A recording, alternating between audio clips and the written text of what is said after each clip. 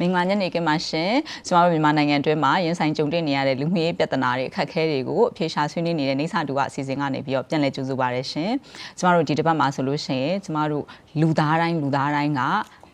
ဒီစတင်လူသားစတင်ဖြစ်ပေါ်လာတဲ့ရှိခဲ့တဲ့အမှုအကျင့်တစ်ခုဖြစ်တဲ့ဒီ migration လို့ခေါ်တဲ့ရွှေ့ပြောင်းအခြေချနေထိုင်ခြင်းအကြောင်းကိုဆွေးနွေးမှာဖြစ်ပါတယ်ကျမတို့မြန်မာနိုင်ငံမှာဆိုလို့ရှိရင်ဒီပြည်တွင်းမှာရောပြည်ပမှာရောဒီမြန်မာနိုင်ငံကနေပြီးတော့ပေါ့နော်ရွှေ့ပြောင်းအခြေချနေထိုင်တဲ့သူတွေများစွာရှိပါတယ်အဲ့တော့ကျွန်တော်တို့ဒီတစ်ပတ်မှာဆိုလို့ရှိရင်ဒီရွှေ့ပြောင်းအခြေချနေထိုင်ခြင်းအကြောင်းကိုဆွေးနွေးကြဖို့အတွက်ဒီရန်ကုန်တိုင်းဒေသကြီးလူဝင်မှုကြီးကြပ်ရေးနှင့်လူဆောင်အားအရဲမြစ်ဦးစီးဌာနကဒုတိယညွှန်ကြားရေးမှူးဆရာဦးမင်းဆွေပြီးလို့ရှိရင်ရွှေ့ပြောင်းအခြေချနေထိုင်သူတယောက်ဖြစ်တဲ့မဆဆာထွေးနဲ့ Mr. Chivo Barre from Green Lotus သူကတော့ဒီရွှေ့ပြောင်းအခြေချနေထိုင်သူတွေအတွက်ကိုအလုပ်လုပ်ပေးနေတဲ့ organization ဖြစ်တဲ့ Green Lotus ကဖြစ်ပါတယ်ဒီအစီအစဉ်မှာဆိုလို့ရှိရင်ပေါ့နော်ပထမဆုံးကျွန်မမေးချင်တာက Mr. Chivo Barre ကိုဖြစ်ပါတယ် so I understand that you might have the very limited permit so I hope you gonna catch us what people saying with you so the first question is for you what is the migration in your point of view you know like thank you for your question and thank you for inviting me here so migration all over the world are driven by different set of factors. Everywhere in the world, economic development is accompanied by urbanization. So as Myanmar is still one of the least urbanized countries in Southeast Asia, it's just a normal process. People are going to leave the village more and more. We look at an issue such as climate change in Myanmar. It can explain a lot about migration. It's often something that we forget to talk about. But Myanmar has a very high deforestation rate. Myanmar has been hit by extreme storms that are going to be more and more likely in the future because of the change in climate patterns. So, and also the agriculture sector that is keeping busy most of the village population in Myanmar is very stressed and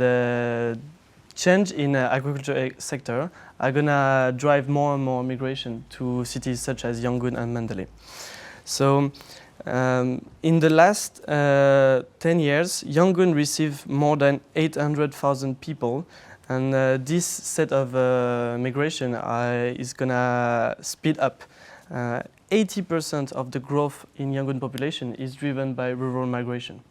And if we look at the factors explaining them, climate change is one of the main factors that explains this. So that's my solution. So သူပြောသွားတာဆိုလို့ရှိရင်ပေါ့နော်ဒါလူတွေကကျမတို့လူသားတွေကအများနဲ့ပြောင်းရွှေ့နေခြေချနေထိုင်နေဆိုတာရှိတယ်ဒါပေမဲ့ဒီမြန်မာနိုင်ငံဆိုလို့ရှိရင်ဒီစင်းရဲတဲ့နိုင်ငံဖြစ်တယ်ပြီးတော့ဒီ urbanization ပေါ့နော်ဒီမြို့ပြဖွံ့ဖြိုးမှုနောက်ကျတဲ့နိုင်ငံဖြစ်တဲ့အတွက်ဒီရွှေ့ပြောင်းဒီကျေးလက်တောရွာကနေပြီးတော့မြို့ပြကိုရွှေ့ပြောင်းတဲ့လူတွေနှစ်နဲ့နှစ်ပုံမများလာမှာအဲ့လိုပဲဟိုပေါ့နော်ဒီကျမဆိုလို့ရှိရင်ကျမနားလေတာမဆဆာထွေးသည်ဒီ AR တိုင်းရနော်ပဲခူးတိုင်းကနေပြီးတော့ဒီရန်ကုန်တိုင်းကိုရွှေ့ပြောင်းအခြေချလာပြီးတော့နေထိုင်တဲ့သူတယောက်ဖြစ်တယ်အဲ့တော့အမအနေနဲ့ပေါ့နော်ဟိုအမအနေနဲ့မိသားစုအနေနဲ့ဘာကြောင့်ဒီလိုပြောင်းရွှေ့အခြေချနေထိုင်ရတာလဲဆိုတာလေးဆွေးနွေးပြပါအောင်ရှင်အဓိကတော့အရင်နေတဲ့နေရာမှာလှုပ်ရတာလည်းအဆင်မပြေဘူးစီးပွားရေးအစားပါနော်အလုပ်ကိုင်ရတာလည်းအဆင်မပြေတော့အကြောင်းရန်ကုန်ကျမတို့ရွှေ့ပြောင်းလာပြီးတော့ဒီမှာအလုပ်ကလည်းအဆင်ပြေတယ်ဒီမှာကြတော့လေကြတော့ဒီကိုပြောင်းလာတာပါဒီမှာကြတော့ဘာပြောအလုပ်ငန်းခွင်တွေက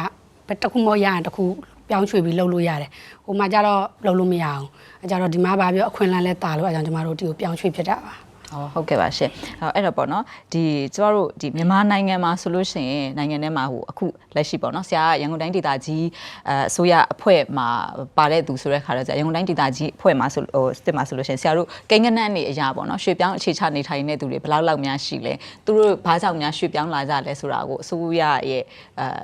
တွေ့ရှိချက်တွေအရဆွေးနွေးပြပါအောင်ဆရာရှင်ဒီလူဝင်မှုကြီးကြပ်ရေးနဲ့ပြည်သူ့ရေးဆိုင်ရာပေါ့နော်ရန်ကုန်တိုင်းဒေသကြီးဦးစီးမှုရုံးရဲ့ဟိုအိမ်တော်စုစည်ရင်းနဲ့နေထိုင်တဲ့အိမ်တော်စုစည်ရင်းနဲ့နေထိုင်တဲ့ဒီရန်ကုန်တိုင်းတိုင်းလုံးမှာရှိတဲ့လူကြီးက61သိန်းလောက်ရှိတယ်61သိန်းလောက်ရှိတယ်ဆိုတော့အခုကျွန်တော်တို့ဒီ2019ခုနှစ်မှာပေါ့နော်2019ခုနှစ်မှာဒီ2020ရွေးကောက်ပွဲအတွက်မဲဆန္ဒရှင်စည်းနဲ့ပြုစုတဲ့အခါကျတော့ကျွန်တော်တို့ဒီပြည်ထောင်စုဦးစီးဌာနကနဲ့ကော်မရှင်ကဥဆောင်ပြီးတော့ပေါ့ကျွန်တော်တို့လူရေးစည်းနဲ့ကောက်တယ်ကောက်တဲ့အခါကျတော့အဲ့မှာလက်ရှိအနေထားအရ380လောက် ရှိတယ်ပေါ့လေအသင်း80လောက်ရှိတယ်ဆိုတော့အဲ့တော့အိမ်တော်စုစင်းရဲမရှိတဲ့လူကရန်ကုန်မြို့မှာရန်ကုန်တိုင်းတိုင်းလုံးမှာပေါ့နော်စီမံသားနယ်နိမိတ်အပြင်ပရောဒီရန်ကုန်စီမံသားနယ်နိမိတ်အတွင်းရောပေါင်းလိုက်လို့ရှိရင်တော့19သိန်းလောက်ရှိတယ်ပေါ့19သိန်းလောက်ရှိတယ်ဆိုတော့အဲ့ဒီထဲမှာဒီရွှေပြောင်းအခြေချနေထိုင်နေဆိုတဲ့ definition ပေါ့နော်ဒီ definition နဲ့ဝင်တဲ့သူအရေးအတွက်ကတော့ဘယ်လောက်ရှိမလဲတော့ကျွန်တော်မသိဘူးပေါ့ကျွန်တော်တို့ရှိရစင်းစရာရပြောလို့ရှိရင်တော့ဒီအိမ်တော်စုစင်းမရှိပဲနေတဲ့လူကတော့19သိန်းလောက်ရှိတယ်ဆိုတော့ကျွန်တော်တို့တွေ့ရတော့အဲ့တော့ခါကြလေဒီကျမတို့မြန်မာနိုင်ငံမှာဆိုလို့ရှိရင်ဒီရွှေပြောင်းအခြေချနေထိုင်တဲ့အခါကြလို့ရှိရင်ပေါ့နော်လူတွေကဒီအခက်ခဲတွေအမျိုးမျိုးရှိကြတယ် so what I understand it's in Myanmar we have different reason that the people migrate in Yangon that this gentleman is just explained that there around about 8 million people total populations of Yangon and inside this 8 million people there are 1.9 million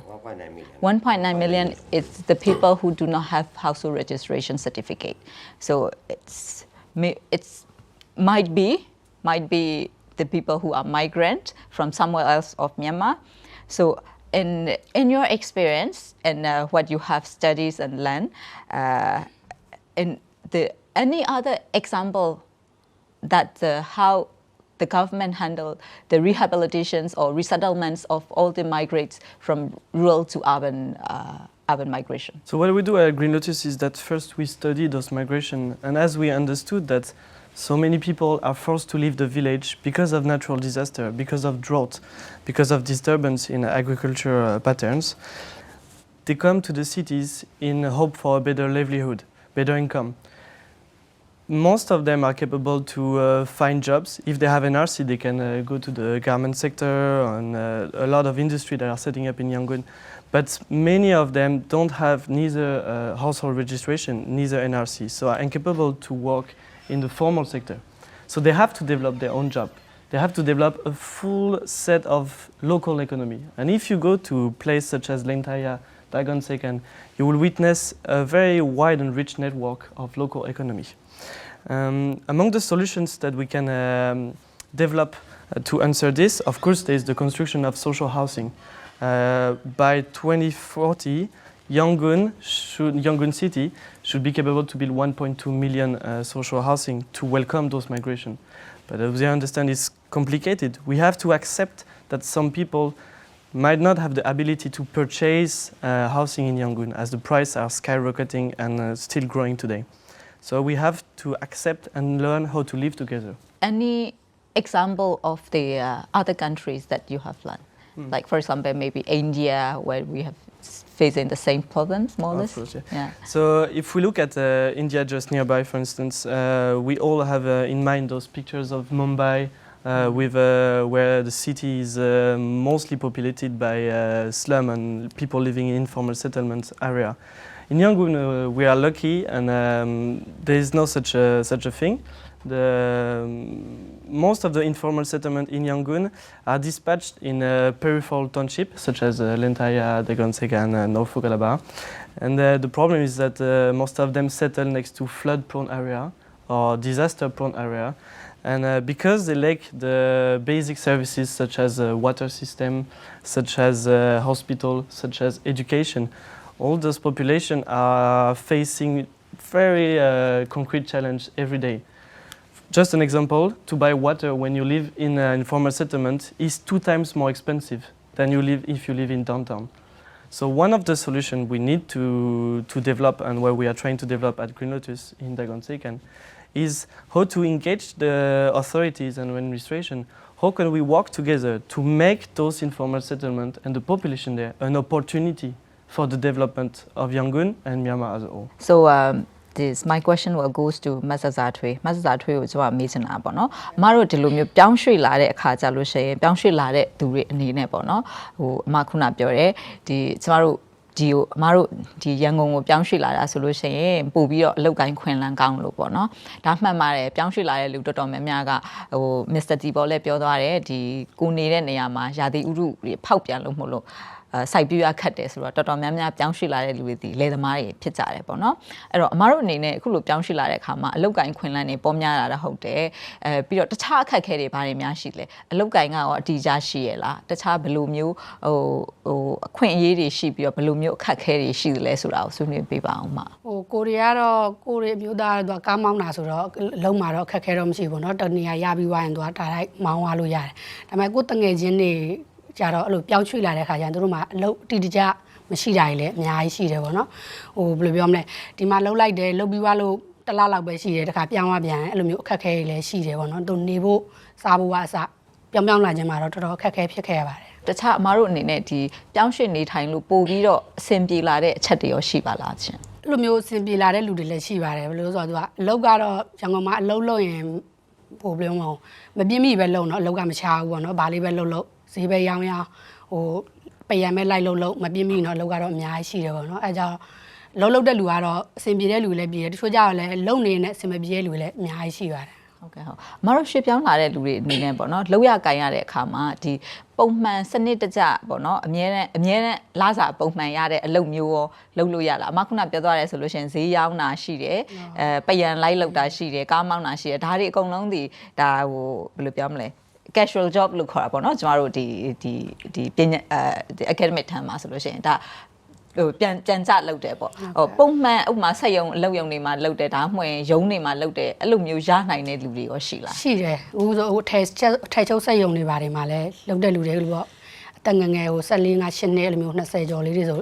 ထဲချုပ်ဆက်ယုံမှာလာကနဲ့လုပ်တဲ့လူတွေလည်းရှိပါတယ်ဒီမှာကျတော့စက်ယုံတွေအများကြီးရှိတော့လောက်ရတာလည်းအဆင်ပြေတယ်လေတိတ်အဲ့လိုမျိုးထဲကျုပ်ချိမယ်နောက်ပြီးတော့ဟိုမုံထုတ်တဲ့စက်ယုံတွေလည်းရှိတယ်အဲ့လိုမှသွားလုပ်ကြပါတယ်ဟုတ်ကဲ့ဟုတ်ဒါဆိုလို့ရှိရင်တော့အများသောအားဖြင့်တော့ဒီစက်ယုံတွေမှာအလုပ်လုပ်ကြရပါတော့ဟိုအဲ့တော့ဟိုဒီကျမ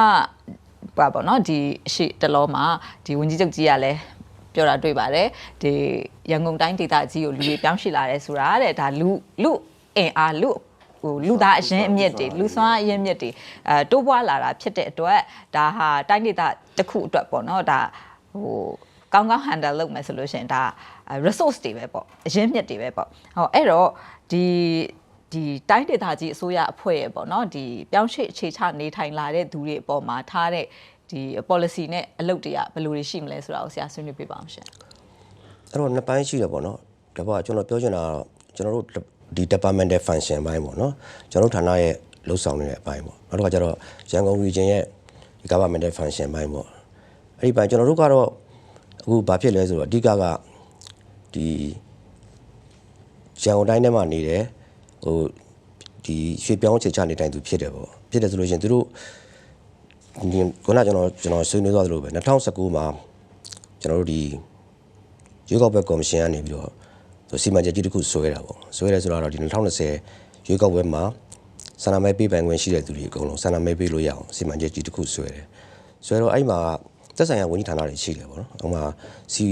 ်တော်တို့ဟိုစီမံကိန်းရှိမယ်နော်လဝကပါမယ်နောက်တစ်ခါထွေအုပ်ပါမယ်နောက်တစ်ခါကော်မရှင်ရွေးကောက်ပွဲကော်မရှင်ပေါ့အဲ့ဒီဌာနကြီးတွေကနေပြီးတော့ဆောင်ရွက်ရမယ့်လုပ်ငန်းတွေကိုစီမံချက်ကြီးဆွဲပြီးတော့သူကဒီကျွန်တော်တို့နိုင်ငံတော်သမ္မတရုံးကိုတင်တယ်ပေါ့နိုင်ငံတော်သမ္မတရုံးကခွင့်ပြုတဲ့အခါကျတော့ကျွန်တော်တို့ဌာနလိုက်လှုပ်ဆောင်ရမယ်အချက်တွေပေါ့နော်အချက်တွေကိုချပြတယ်ပေါ့ချပြတဲ့အခါကျကျွန်တော်တို့ကဟိုအဓိကဘာလဲဆိုတော့ဒီထွေထွေအုပ်ချုပ်ရေးဦးစီးဌာနရွေးကောက်ပွဲကော်မရှင်ပေါ့နော်သူတို့ကဥဆောင်ပြီးတော့ဒီလူရည်စီရင်ကောက်တဲ့ကိစ္စပေါ့ကျွန်တော်တို့ရန်ကုန်တိုင်းထဲမှာတော့ကျွန်တော်ရန်ကုန်တိုင်းထဲပဲကျွန်တော်ပြောပါမယ်ရန်ကုန်တိုင်းထဲမှာတော့ကျွန်တော်တို့ကဒီစီမံချက်ဆွဲတာနဲ့တပြိုင်နက်ကျွန်တော်တို့ဌာနကလည်းဒီစီမံချက်မှာပါဝင်ရမယ့်ဌာနရဲ့လုပ်ငန်းစီမံချက်ပေါ့လုပ်ငန်းစီမံချက်ကိုထပ်ဆွဲတယ်ထပ်ဆွဲတော့အဓိကဘာလဲဆိုတော့ကျွန်တော်တို့ဒီဟိုပေါ့အိမ်တော်စုလူကြီးစီရင်ထုတ်ပေးခြင်းလုပ်ငန်းပေါ့တစ်ပိုင်းอ่ะနောက်တစ်ခုကကိုင်ဆောင်တဲ့ကပ်ပြားတစ်မျိုးမျိုးပေါ့အသက်အရွယ်ရကိုင်ဆောင်တဲ့ကပ်ပြားတစ်မျိုးမျိုးထုတ်ပေးရေးလုပ်ငန်းပေါ့အဲ့ဒီလုပ်ငန်းတွေကိုအချိန်ကိုက်လုပ်နိုင်မှုအတွက်စီမံချက်ကိုကျွန်တော်တို့ဆွဲတယ်ပေါ့ဆွဲတော့ဟိုအချင်းချုပ်တင်ပြရင်တော့ဟိုပါပေါ့ကျွန်တော်တို့2019 ဇွန်ဇူလိုင်ဩဂတ်စက်တင်ဘာပေါ့ဒီ၄လအတွင်းမှာကျွန်တော်တို့ကဒီရ ရန်ကုန်ထဲမှာလာပြီးတော့အခြေချတဲ့လူတွေကိုကျွန်တော်တို့ကအိမ်တော်စုစင်းမရှိတဲ့လူတွေပေါ့မရှိတဲ့လူတွေစည်ရင်းတွေကိုထွေထွေအုပ်ချုပ်ရေးဦးစီးဌာနကောက်ထားတဲ့စည်ရင်းတွေပေါ်မှာကျွန်တော်တို့ရုံးလက်ခံအိမ်တော်စုတွေတိုက်စစ်တာပေါ့တိုက်လုပ်ငန်းတွေလုပ်တယ်လုပ်တဲ့အခါကျတော့ကျွန်တော်တို့နှစ်ပိုင်းတွေ့ရတာပေါ့နော်ဒီရွှေပြောင်းအခြေချနေတိုင်းလဲဆိုတာကလည်းတာမန်ရွှေပြောင်းဆိုတာတစ်ပိုင်းရှိတယ်ပေါ့နောက်တစ်ခုကကျွန်တော်တို့ယာယီရွှေပြောင်းဆိုတာအပိုင်းတစ်ပိုင်းရှိတယ်တာမန်ရွှေပြောင်းဆိုတာတော့ကျွန်တော်တို့ကျမ်းမာရေးပညာရေးလူမှုရေးစီးပွားရေးပေါ့နော်စီးပွားရေးအခက်အခဲရာသက်ဆိုင်ရာသူတို့ဆွေမျိုးတွေပေါ့ဆွေမျိုးညီကိုမောင်နှမတွေရဲ့အိမ်တွေမှာလာနေတဲ့အပိုင်းပေါ့ဒါတစ်ပိုင်းပေါ့နောက်တစ်ခုကဒီယာယီရွှေပြောင်းဆိုတာတော့ကျွန်တော်ဂျုံဝါဂျပန်လုပ်တဲ့လူတွေပေါ့နောက်တစ်ခုကကျူးကျော်တွေပေါ့နော်တော့အဲ့လူတွေကလည်းဘာပဲပြောသူတို့နေထိုင်မှုပုံစံရှိနေပြီဆိုလို့ရှိရင်တော့ကင်ဆောင်တဲ့အိမ်တော်စုတစ်ခုတို့တော့ကပြတစ်မျိုးမျိုးကင်ဆောင်မှုကလိုအပ်တယ်လေဒီမှာလည်းဒါမှလည်းကျမ်းမာရေးပညာရေးလူငွေစီးပွားရေးကိစ္စတွေဆောင်ရွက်လို့ရမှာပေါ့အဲ့တော့ကျွန်တော်တို့အနေနဲ့နှစ်ပိုင်းခွဲလိုက်တယ်ခုနပြောတဲ့ဒီရွှေပြောင်းတဲ့အပိုင်းမှာ3နှစ်အထက်နေထိုင်တာရယ်3နှစ်အောက်နေထိုင်တာရယ်အဲ့တော့နေထိုင်မှုပုံစံကိုကျွန်တော်တို့ကနှစ်ပိုင်းခွဲတယ်3နှစ်အထက်ကိုတရားဝင်အိမ်တော်စုစီရင်ပေးတယ်3နှစ်အောက်ကိုယာယီအိမ်တော်စုစီရင်ပေးတယ်ဒီ process ကအခုလဲသွားနေတယ်ပေါ့အခုကျွန်တော်တို့ကတော့ဒီစက်တင်ဘာဆိုပေမဲ့ဒီကပြထုတ်တဲ့လုပ်ငန်းစဉ်ကတော့ကျွန်တော်တို့ဆက်ပြီးတော့သွားနေတယ်ပေါ့အဲ့တော့အဲ့မှာလဲကျွန်တော်ပြောချင်တာကဒီအိမ်တော်စုစီရင်ဆိုတာကလည်းသူကအရင်တနေရာမှာစီရင်ပောက်ခဲ့လို့ရှိရင်တော့ဒီနေရာမှာထပ်ပြီးတော့အိမ်တော်စုစီရင်တစ်ခုထပ်ထုတ်ပေးလို့မရအောင်ဘာဖြစ်လို့လဲဆိုတော့အိမ်တော်စုစီရင်ကဒါနိုင်ငံသားအိမ်တော်စုစီရင်ရှိနိုင်ငံသားစီစီကပြတစ်ခုကင်သွားပါဦးလေလူတစ်ယောက်ကလည်းနိုင်ငံသားစီစီကပြနှစ်ခုကင်လို့မရအောင်မရတဲ့အတွက်ကြောင့်ကျွန်တော်တို့ကဘာဖြစ်လဲဆိုလို့ရှိရင်အိမ်တော်စုစီရင်လိုချင်တဲ့လူရှိရင်ကျွန်တော်တို့ရှောက်ဖို့အတွက်ကွင်းဆင်းပြီးတော့ကျွန်တော်တို့ပညာပေးတဲ့ campaign တွေလုပ်တယ်ဆောင်ရွက်ပေးတယ်သူတို့ကိုလိုအပ်တဲ့ရှောက်လွှာတွေနော်ပါဝင်ရမယ့်အထောက်အထားတွေကျွန်တော်တို့တောင်းတယ်တောင်းပြီးလို့ရှိလို့ရှိရင်တရားဝင်အိမ်တော်စုစီရင်ပေးရမယ်ဆိုလို့ရှိရင်တော့သူတို့အရင်နေခဲ့တဲ့မြို့နယ်ပေါ့အရင်မြို့ခဲ့တဲ့မြို့နယ်မှာအိမ်တော်စုစီရင်ရှိသလားရှိတယ်ဆိုလို့ရှိရင်အဲ့ဒီအိမ်တော်စုစီရင်ကိုဖျက်ပေးပါကျွန်တော်တို့ကတရားဝင်လမ်းကြောင်းကြတယ်အဲ့တော့တစ်ဖက်မြို့နယ်ကနေပြီးတော့အဲ့ဒီအိမ်တော်စုစီရင်ကိုဖျက်ပြီးပြီဆိုလို့ရှိရင်ကျွန်တော်တို့ဒီမှာတရားဝင်အိမ်တော်စုစီရင်ထုတ်ပေးလိုက်တယ်ယာယီအိမ်တော်စုစီရင်ထုတ်ပေးတဲ့လုပ်ငန်းစဉ်ကတော့ကျွန်တော်တို့3နှစ်အောက်ဆိုလို့ရှိရင်ယာယီအိမ်တော်စုစီရင်တခါတည်းထုတ်ပေးလိုက်တယ်အဲ့မှာတစ်ဖက်မြို့နယ်ကိုမေးတာတို့မေးတဲ့အပိုင်းတော့ကျွန်တော်မဆောင်ရွက်ဘူးပေါ့အဲ့တော့လေကျမရှင်းလင်းစင်တာလေးပေါ့နော်ကျမနားလဲတာဆိုလို့ရှိရင်ဒီအိမ်အောင်စုစီရင်ထုတ်ပေးတဲ့ဥစ္စာဆိုလို့ရှိရင်ကျမတို့မြန်မာနိုင်ငံမှာအိမ်အောင်စုစီရင်ထုတ်ပေးဖို့အတွက်ပေါ့နော်အခြေတကျနေထိုင်ရတဲ့အိမ်ရှိရတယ်လို့ပြောတယ်အဲ့ဒါဟုတ်ပါသလားကျွန်တော်တို့ကပေါ့ပတ်သက်မှုပေါ့ဗျာကျွန်တော်တို့ဒီအိမ်အောင်စုစီရင်စာရွက်တွေမှာအားလုံးလည်းသိတဲ့အတိုင်းပဲလေအိမ်အောင်စုစီရင်ဒီနော်အိမ်ချမ်းမြေအဆောက်အဦပိုင်ဆိုင်ခွင့်နဲ့မသက်ဆိုင်စေရဘူးဒီလိုတော့ရိုက်ထားတယ်တိုးတော့ဒီအပိုင်းကတော့ကျွန်တော်တို့ဘာပဲပြောလေကျွန်တော်တို့ကဒီဓာကြီးကိုထုတ်ပေးလိုက်လို့ဒီအိမ်ကိုပိုင်နေဆိုတော့အထောက်ထားနေနဲ့ပေးတာမဟုတ်ဘူးဒီလူဒီမှာနေတယ်ဒါပေမဲ့သူရဲ့ဆက်ပတ်သက်မှုဆိုတာနံပါတ်1ကအိမ်ငါးဖြစ်သလားအိမ်ငါးဖြစ်တယ်ဆိုရင်အင်ရှင်ရဲ့ခွင့်ပြုချက်ပေါ့နောက်တစ်ခုကပိုင်ရှင်လားပိုင်ရှင်ဆိုလို့ရှိရင်အိမ်ဝယ်ထားတဲ့အထောက်ထားပေါ့ဒီစာရွက်စာတမ်းတွေတောင်းတာပေါ့ဒီပတ်သက်မှုကိုတော့တောင်းတာနောက်တစ်ခါကျသက်ဆိုင်ရာရက်ွက်ကျေးရွာအုပ်စုမှာလည်းအမှန်တကယ်အခြေချနေတိုင်းနေဆိုတော့သက်ဆိုင်ရာရက်ွက်ကျေးရွာအုပ်စုအုပ်ချုပ်ရေးမှုတွေထောက်ခံချက်ဒါတွေကတော့မရှိမဖြစ်တင်ပြရမယ်ထောက်ထားတွေပေါ့ဟုတ်အခုလို့ဒီတိတဲ့နဲ့အခြေခံအကြောင်းအရာတွေပေါ့နော်ပြည့်စုံရှင်းပြောလို့ကျေးဇူးတင်ပါတယ်အဲ့တော့ဒီပေါ့နော်ဒီကျမတို့မြန်မာနိုင်ငံမှာso he explained that what is the function of the department relating to the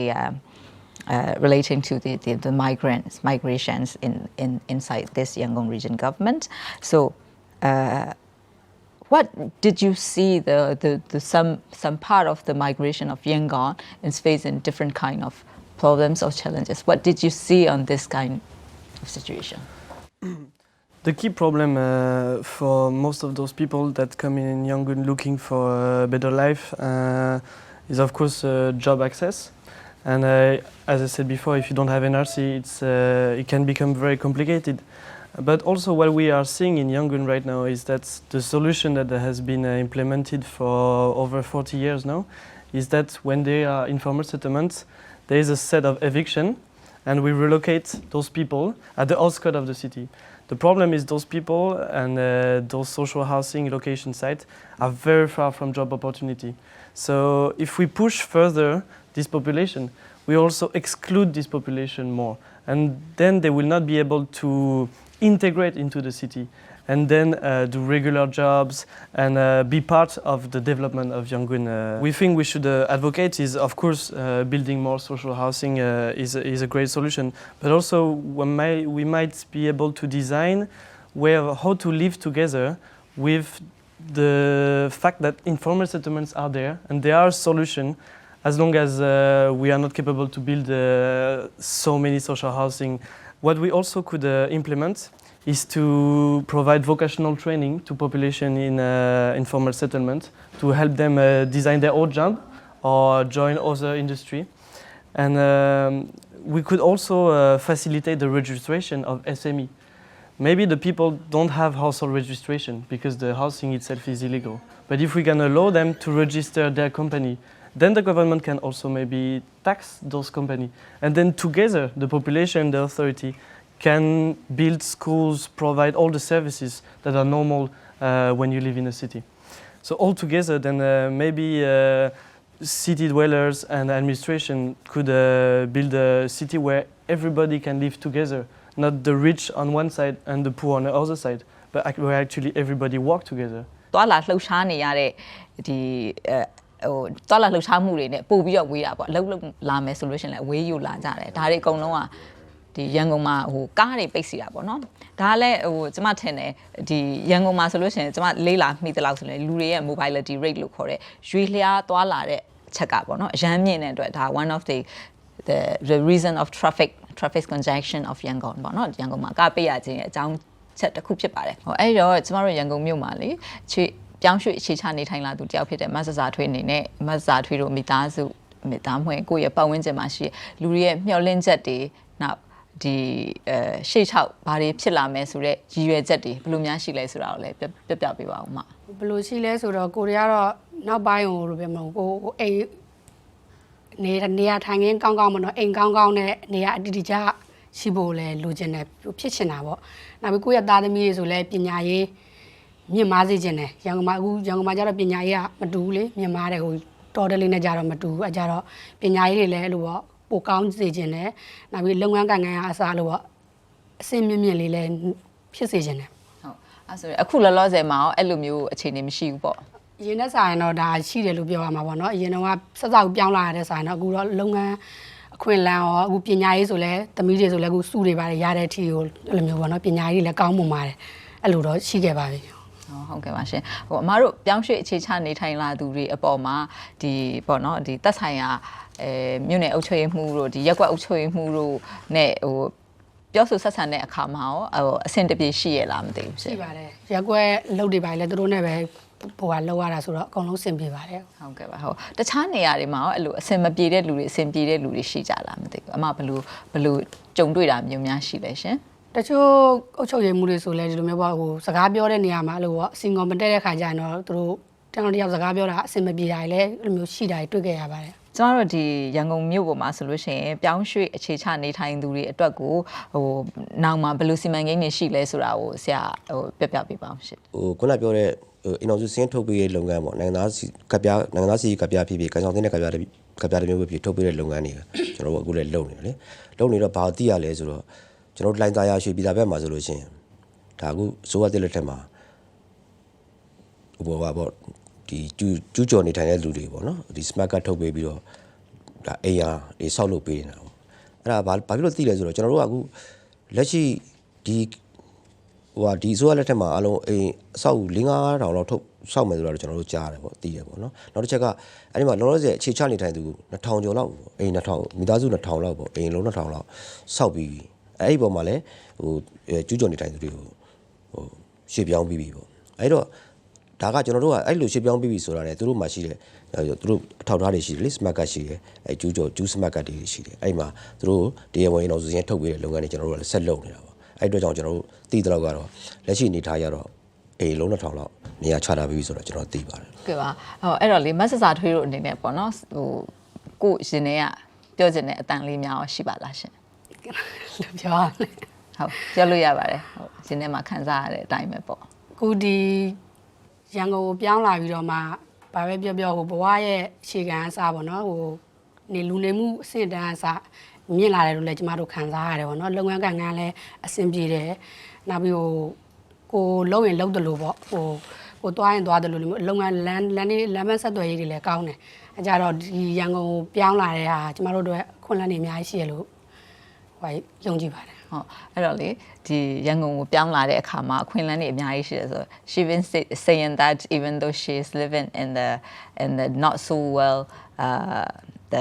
the good infrastructure places but she's been saying that she feel like her living standard is getting better compared to the other places so what is your opinion about the future migrations or the future the policy should be on this matter? It seems that some people in the administration have used to think that the solution will be relocation and forced relocation. And a lot of real estate developers,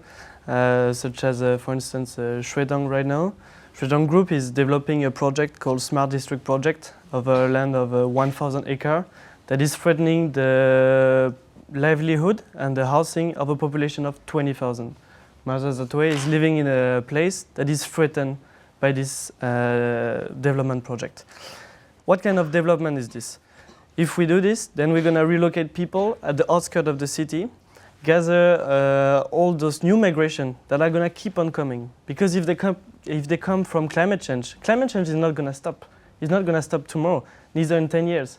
It's going to last forever. So people are going to keep on migrating and there will be more and more people coming. If we just let them at the outskirts of the city, without hospital, without school, what are we going to have in 20 years? What will those child look like? They're uneducated, with no job opportunity, maybe disease around them, maybe a lot of disaster. That's no one in Yangon, no one in Myanmar will ever dream of this. So that's our suggestion to actually work with the population in the informal settlement. Let those population drive and design solutions and work together and hand in hand with the government and authorities. Mr. Thibault ကပြောသွားတယ်ပေါ့နော်ကျမတို့ဒီpolicy တွေအစိုးရရဲ့ policy တွေချတဲ့နေရာမှာအလုပ်လုပ်တဲ့နေရာမှာပေါ့နော်ဒီရွှေ့ပြောင်းအခြေချနေထိုင်လာတဲ့သူတွေရဲ့အတန်ကိုမမေ့သင့်ဘူးလို့ပြောတယ်အဲ့တော့ဆရာရဲ့အမြင်လေးကိုလည်းဖြည့်ဆွတ်ဆွေးနွေးပေးပါအောင်ဆရာဟို registration အပိုင်းပေါ့နော်ကျွန်တော်တို့ကလောက်ရတာကတော့အခုတော့ပြောရရင်တော့ပြည်တွင်းမှာနေတဲ့လူတွေနောက်တစ်ခုပြည်ပကနေကြောက်လာတဲ့လူတွေပေါ့ဒီ registration လုပ်တဲ့အပိုင်းတွေပေါ့ကျွန်တော်တို့ဘက်ကတော့ကောင်းအောင်တန်းတယ်မြတ်ကြိုးစားဆောင်ရွက်နေတယ်လေကြိုးစားဆောင်ရွက်နေတယ်ဆိုတာလေအခုဒီရွှေ့ပြောင်းအခြေချနေထိုင်သူတွေနဲ့ပတ်သက်လို့လေကျွန်တော်တို့အခုမှလုပ်တာမဟုတ်ဘူး2016မှာတည်းကကျွန်တော်တို့ဒီစီမံချက်နဲ့ပေါ့ရက်တရားစီမံချက်မှာတည်းကစပြီးတော့ကျွန်တော်တို့လုပ်လာတာ2018တိလုပ်လာတာပေါ့အဲ့တော့ဒီတက်ပိုကောင်းအောင်လဲကျွန်တော်တို့ကဟိုဒီ registration ပိုင်းကိုကျွန်တော်တို့သွားနေတာရှိတယ်သွားနေတာရှိတယ်ဆိုအခုလက်ရှိတော့ကျွန်တော်တို့ဒီ electronic identity ပေါ့နော်ဒါကိုလုပ်နေတယ်ဒီဥစ္စာကလည်းကျွန်တော်တို့ဒီ Australia အစိုးရနဲ့ကျွန်တော်တို့ဒါမကြခင်အကောင့်တွေပေါ်တော့မှာပါဟိုဒါငါးညီမတို့လည်း TP ဖြစ်မှာပေါ့လေအဲ့တော့ပြောချင်တာတော့ဒီလိုဒီအိမ်တော်စုစင်းတို့ဒီနိုင်ငံသားစီစီကပြတို့ထုတ်ပေးတဲ့လုပ်ငန်းစဉ်တွေမှာဟိုလွယ်ကူချောမွေးဖို့အတွက်ဆိုလို့ရှိရင်တော့အဓိကကတော့ဒီအချက်လက်တွေကိုကျွန်တော်တို့အခုလက်ရှိသွားနေတယ်လို့ manual စနစ်နဲ့သွားတာလည်းစလို့ရှိရင်ဒီ national database ပေါ့နော် national database အခုဆောက်ပြီးတော့အဲ့ဒီမှာထည့်ထားပြီးတော့တော့သက်ဆိုင်ရာအခွဲတွေမှာလည်းဒီ connection အပြန်အလှန်ရှိပြီးတော့ဒီသွားတဲ့စနစ်ကိုလုပ်နေတာပေါ့နော်အဲ့လိုဆိုလို့ရှိရင်တော့ကျွန်တော်လူမာကကျွန်တော်တို့ဒီ biographic data ရှိတယ် biometric data ရှိတယ်ပေါ့ဒါတွေလည်းကျွန်တော်တို့ကောက်နေတယ်အခုဘယ်နေရာတွေမှာကောက်နေလဲဆိုလို့ရှိရင်ကျွန်တော်တို့ဒီ mobile passport တွေမှာကျွန်တော်တို့ကောက်နေတယ်နောက်တစ်ခါကျတော့ကျွန်တော်တို့အချင်းတောင်အချင်းစခန်းတွေမှာလည်းကျွန်တော်တို့ကောက်တယ်နောက်တော့ဘူးတော်မောင်းတော်မှာလည်းကျွန်တော်တို့ဒီ NPC ကလုပ်ငန်းစဉ်ဆောင်ရွက်နေရင်းနဲ့ပဲဒီကျွန်တော်တို့ဒီ biographic biometric data ကောက်နေတယ်ပေါ့ဟိုကိန်းဂဏန်းတစ်ခုတည်းနဲ့ပြောရလို့ရှိရင်တော့